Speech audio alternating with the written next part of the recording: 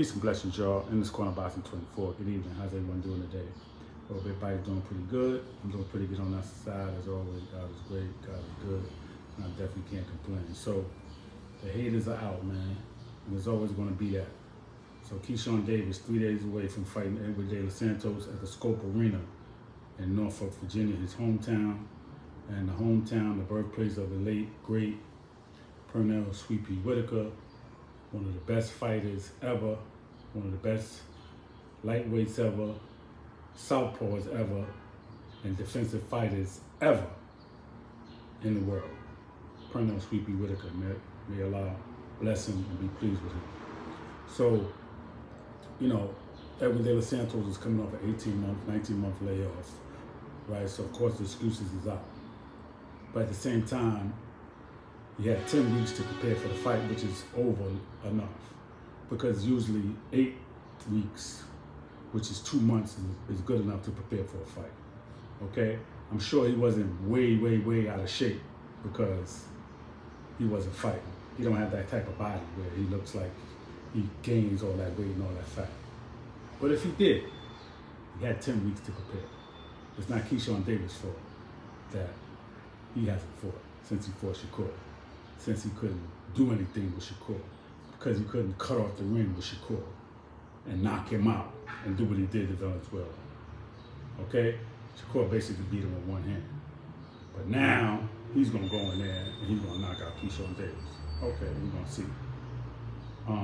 But again, is he going to get the credit? Keyshawn going to get the credit for the fight? Absolutely not. Not by the haters, right? But the ones that really know about boxing, they're going to have to give him credit. Because when you hear him, Los Santos, he's a dangerous fighter. He can punch, you know what I'm saying? He can scrap, and he's coming definitely to fight. And I bet you he's not going to make no excuses for no layoff. But it's y'all that don't know about boxing. Y'all that don't even know what fighting is. Y'all that never even been in a fight. Y'all got all the excuses for somebody that's getting in the ring to fight, that's coming to win. So Keyshawn Davis, he gonna handle his business. DB3, they gonna handle their business, all the brothers at the Scope Arena in Norfolk, Virginia. And I'm looking forward to it, right? And so I'll just be reading the comments and people talking about it. And, it's like nobody wanna just man up and say, yo man, Keyshawn Davis is a special fighter. Like Jerron Boots Enos is a special fighter. Terrence Crawford, Lamont Rowe, Tank Shakur. These are special fighters, man. They come along once in a blue, right? And for me, Keyshawn Davis is like a lightweight Terrence Crawford. He got that mean streak. He come to fight.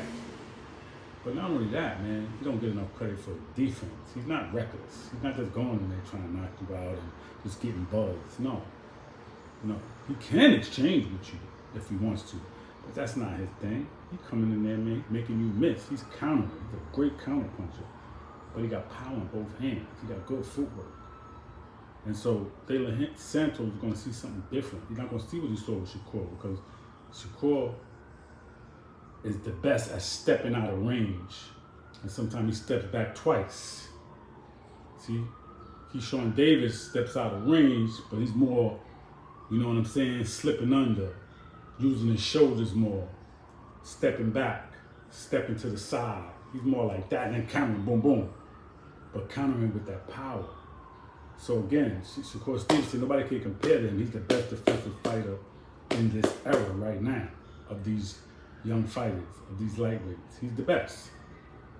That's why we know that he can beat Tank, because if Lamont Roach can make Tank miss and counter him, we know what Shakur going to do because he's better defensively and a better boxer than Lamont Roach. But that's another story. We're talking about Keyshawn, the businessman Davis, who's coming to handle business on June 7th in Norfolk, Virginia. And I was in Norfolk, Virginia a few weeks ago, and the people loved Keyshawn down there because I asked the people about him when I was down there, and I wanted to know, how far I was from the arena, and I was about 15 minutes from the arena. And as I was talking to the people down there about Keyshawn and the fight, they was like, yo, man, yeah, Keyshawn is the truth. We're going to support him. We're going to be there.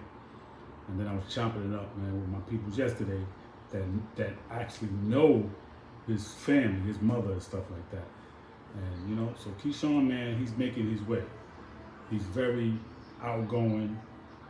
You know, he speaks up for himself. He promotes himself, and that's what you got to do in this boxing game. You can't be quiet if you really want to get to that next level, because then you'll just be relegated to this stage and that stage. But if you're outspoken and you're outgoing and you speak for yourself and you talk about yourself and promote yourself, people gonna know who you are, and they're gonna have to put you in a position. And that's what Keyshawn does for himself, right? He's way more outgoing than his brothers. His brothers are not big talkers, but they talk as well. But Keyshawn just got that special gift. But he knows the business. As young as he is, 26, he knows the business of boxing. He knows I gotta put myself out there, right? Very confident. He's the fighter that I always felt and feel that not only could beat Tank, but could hurt him, could knock him out. Now, Lamont Roach showed y'all that Tank is not invincible. And he buzzed Tank, he hurt Tank. And I believe he could stop Tank. But I know damn well Keyshawn, if he buzzed Tank, he hurt Tank, and he will, he gonna finish the business. Tank is not getting out of that without going on that canvas, without going to sleep. And so unfortunately, for De Los Santos, who's coming to win, coming to fight, he gonna touch that canvas, I'm gonna say between 6 and 10.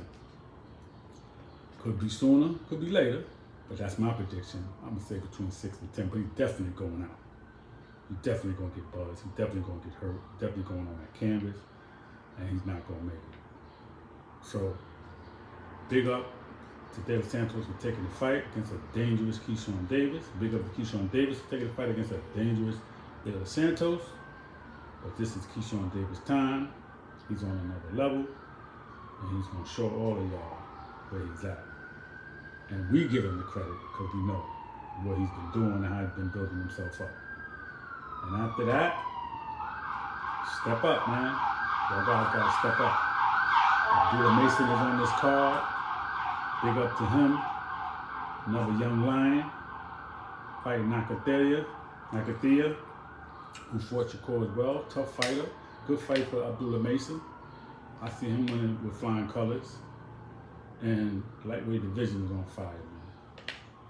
So peace and blessings, y'all. In this corner, Boxing 24. Please subscribe to the page. Please leave a comment. Let me know how you feel.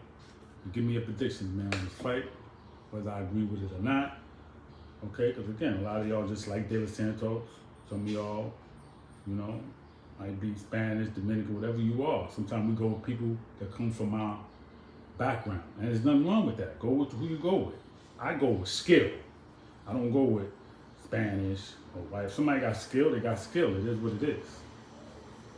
Right? So I go with the skill level. That's why one of my favorite fighters is Canelo. I don't care that he's Mexican.